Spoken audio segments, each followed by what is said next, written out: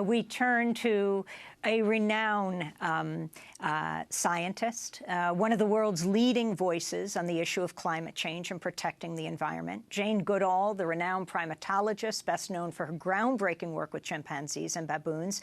I had a chance to speak to her last month in Paris at the UN Climate Change Summit.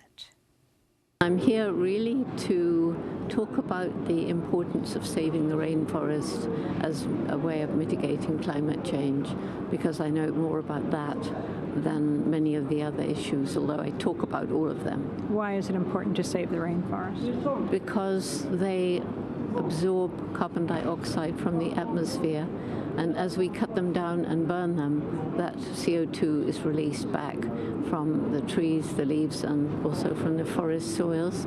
And about 50% of our tropical rainforests have already gone. They're going at a tremendously fast rate, and even when they're protected in many countries because of corruption, the power of the corporations, the worship of money and profit, the protection isn't always saving the forest.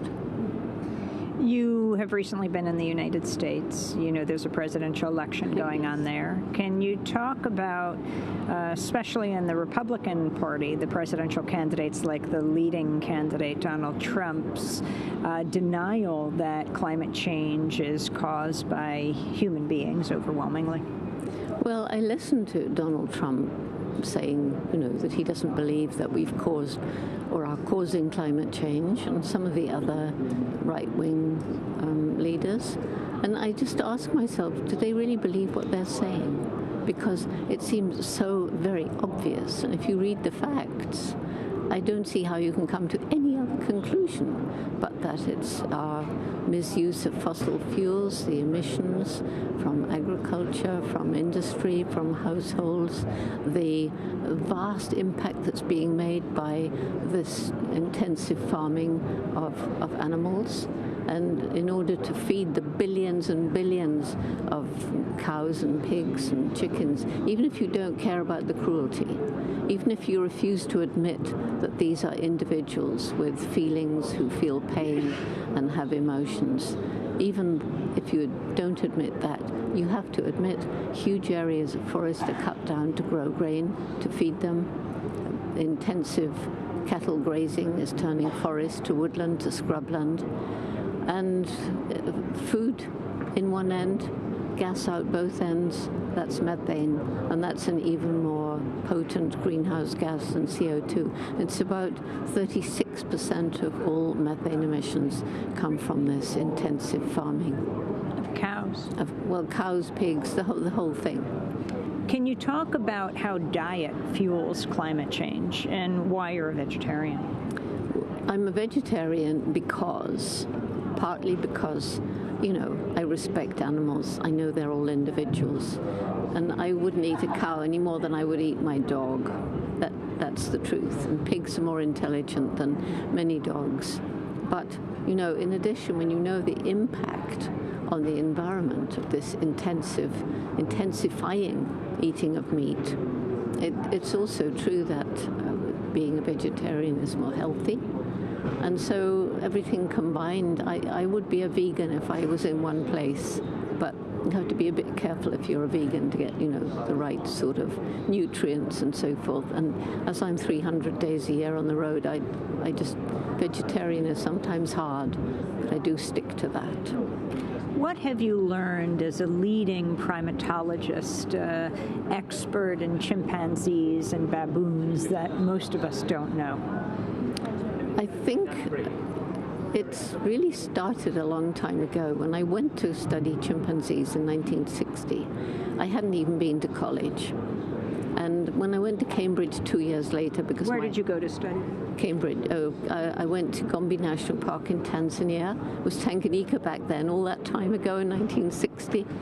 And after I'd been there for about 2 years, my mentor, the late Louis Leakey, told me I had to get a degree. It got me a place in Cambridge straight into a PhD, because he said there was no time for a BA. And imagine my shock when these erudite professors, of whom I was a little nervous, told me I'd done everything wrong, that I should have given the chimpanzees numbers, not names, that I couldn't talk about them having personalities, minds capable of problem solving, and certainly not emotions.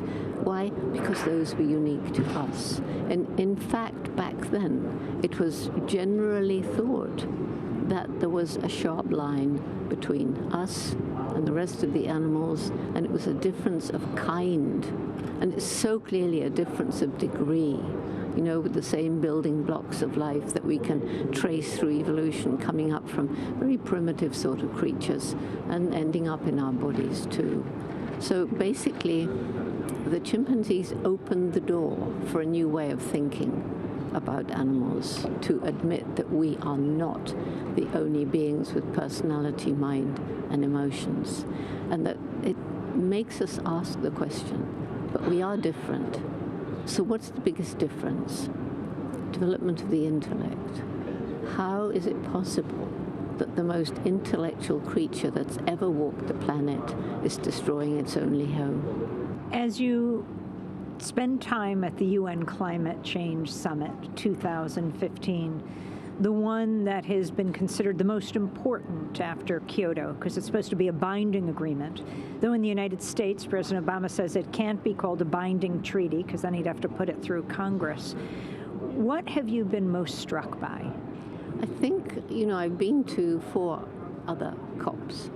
And I think the thing that's different is that there is more of a sense of urgency, and there are far more people accepting the fact that climate change is for real. I mean, if you just look around the world on almost any day and you see what's happening, you know, England, half of England is flooded. People are dying in the DRC from floods. Go down to Namibia and it's getting drier and drier and drier. And we get these terrible storms. I mean, even in the UK last week, a plane was diverted because the wind was so strong it couldn't land. And yes, these things have always happened, but they're happening faster and faster. The permafrost under the Tibetan plateau is melting way faster than science predicted. And if that releases all the methane into the atmosphere, it's going to just up climate change. And it's happening in Alaska, and it's happening in Greenland. We were talking to climate scientist Kevin Anderson of the Tyndall Center, and he was criticizing climate scientists, saying they're censoring themselves, that no matter what is said, it's actually much worse. They don't dare. They're not brave enough. It's always, they want to sort of be very cautious and say, if this and if that and perhaps and maybe. But it's just the ordinary person who cares, especially if you travel like I do. I've seen it. I've lived long enough to see the change and to see how in the last 15 years or so, it's just accelerated in the most terrifying way. We're talking about the globe, the fate of the planet. How can one person make a difference? Well, the thing is, it's not about one person. Can they make a difference? Everybody, every day, does make a difference. And if we think about the consequences of the choices we make, what we buy, what we eat, what we wear, and we start making the right ethical choices, then when that's multiplied 1,000, a million, a billion, several billion times, and we see the world moving towards change. So the most important thing is to give people hope. I've seen areas that have been destroyed that have come back to be beautiful again and support life. Nature is resilient. Animal species on the brink of extinction can be given another Like chance. where? Animals, well, I'm thinking of I wrote a whole book called Hope for Animals and Their World, and I picked species that were, you know, the prime example in New Zealand was just 2 birds, one male and one female. And the scientist said, I'm not giving up. And these were in the wild, and there's now 500 of them on 4 different islands. Thanks so much, Jane Goodall. Thank you. Jane Goodall, renowned primatologist, best known for her groundbreaking work with chimpanzees and baboons. I spoke to her last month in Paris, France, at the UN Climate Change Summit. To see all of our coverage, our 2 weeks of coverage there, you can go to democracynow.org. And